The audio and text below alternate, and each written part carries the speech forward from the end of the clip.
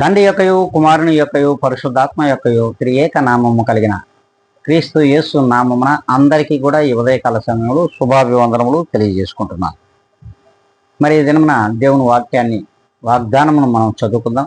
అది నిర్గమకాండము 6వ అధ్యాయము 7వ లేఖనాన్ని మనం స్పష్టంగా చదువుకుందాం. మిమ్మును నాకు ప్రజలుగా చేర్చుకొని మీకు దేవుడనై ఉండును.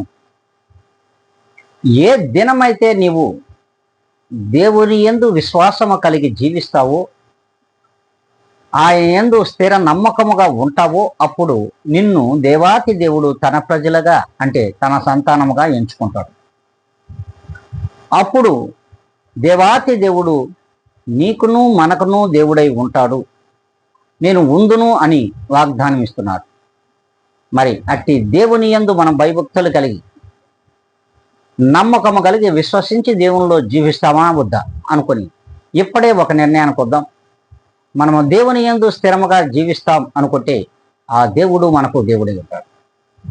ఇట్టి కృప దేవుడు మనకు దయచేయాలని మనమందరం కూడా తల్ల వంచుకుందాం, కళ్ళు మూసుకుందాం, ప్రార్థనలో ఏకీభవిద్దాం.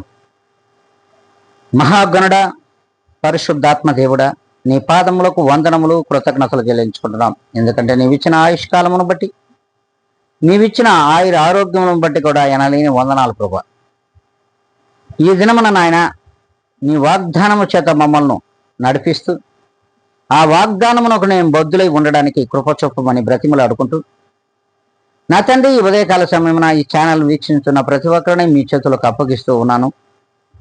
నన్ను నేను అతి మిక్కిలిగా తగ్గించుకుంటూ క్రీస్తు యేసు నామమున అడిగి వేడుకొని ప్రార్థిస్తున్నాను మా ప్రియ గొప్ప పరలోక తండ్రి. ఆమేన్.